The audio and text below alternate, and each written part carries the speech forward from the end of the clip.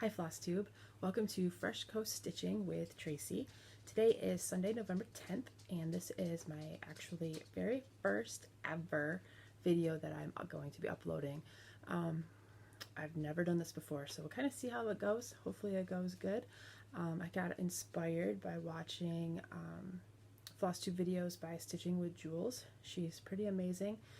And after watching for a little while, I kind of thought I might want to do this too, but I wasn't really sure.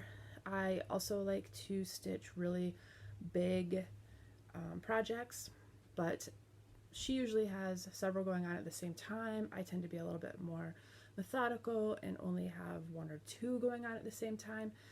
So I'm not really sure how interesting this is going to be, but like I said, we'll give it a try, see how it goes, see if people like to watch. If they do, I'll keep going. If not, well, then it was kind of a fun try anyway. So I live in West Michigan, which is why I chose the name Fresh Coast Stitching. We have the biggest fresh coast, and I like to cross stitch because I have kind of a stressful life sometimes. I work more than full time. I have a couple teenagers running around, my husband, I have a dog and 3 cats. One just recently came into our family. So there's a lot going on every day, and I try to get in at least an hour of cross stitching at night while I watch TV, but don't always get there all the time. So I thought I would start by talking about some of the cross stitches that I've done in the past. I think most people kind of show those. Unfortunately, most of mine have been given away as gifts, so I don't have them to show anymore, but I have been cross stitching since I was about 9 years old. My mom taught me how to cross stitch, and when I think I was 9, I entered a little Ziggy cross stitch into our local 4-H fair and won a blue ribbon. Of course, I don't have that cross stitch anymore, but so I've been cross stitching for a long time. Through my teenage years, I kind of stopped just because I was more interested in other teenage type things, but then started again in my 20s, and a couple of the really big projects that I did actually took like 8 or 10 years, so they took a long time. Probably the biggest one I've ever done is this dragon, and it was done on black fabric, and as you can see, lots of dark colors. And I actually gave that to my ex-husband, who I was married to at the time, but he has it. It's gone. It makes me sad. It took me about 10 years to do that one, and I had to stop a couple times because of the dark colors, but I really enjoyed it. So that was one that I'd done in the past.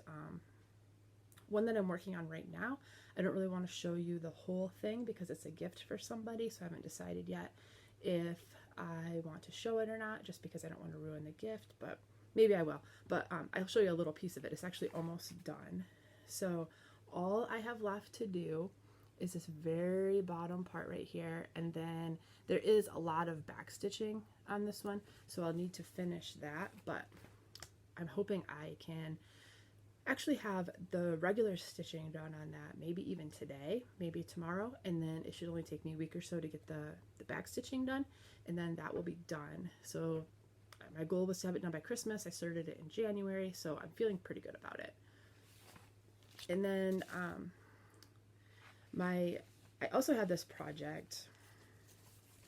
It's called Persia, and you can see I had gotten pretty far on it before I started the other one, but I am doing this on 18 count Aida, and it is only with one strand of floss, and I don't know if you can see, but you can see a lot of the white show through, and I don't really like that very well.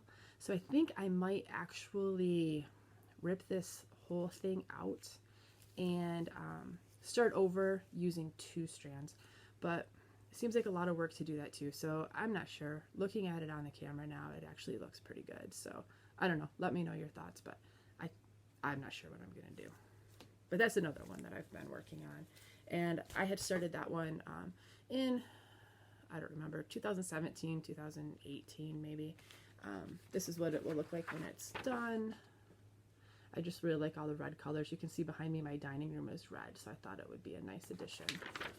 And then the next one that I want to start working on is this one. And I'm really excited about it. It just looks really pretty, and kind of thinking about, I kind of, even though I usually just do one big cross stitch at a time, I do see the benefit of having more than one going at once. That there's times when I get kind of bored because I'm working on all the same color. I don't do like all the way across stitches. I pick a color and I work on that for a while, and sometimes if there's a pattern that has a lot of the same color, it can get kind of boring. So I could see how it would be nice to have something else to jump to. I just feel like just the way my mind works, I might not know like what to do next, or be afraid that I'll lose my place, or I just learned how to grid, so that'll be helpful. But I don't really like the idea of highlighting my patterns, so I'm just not sure how that would work out. But I might get more than one going at a time, so we'll see how that goes. And then another thing that I kind of started earlier this year, and I didn't really ever do anything with it, but I started making these little, ooh, it's backwards, but it says no, but just these little kind of sassy kind of patterns. And my first idea was to start an Etsy site and cross stitch these and then sell them on that Etsy site as finished pieces. I haven't done that just because I'm not really sure how the copyright works with if I'm stitching, like some of these are my own patterns that I created myself, but other ones are small patterns that I got from other people. And so I'm not sure how the copyright works with that. I don't want to infringe on any copyright laws.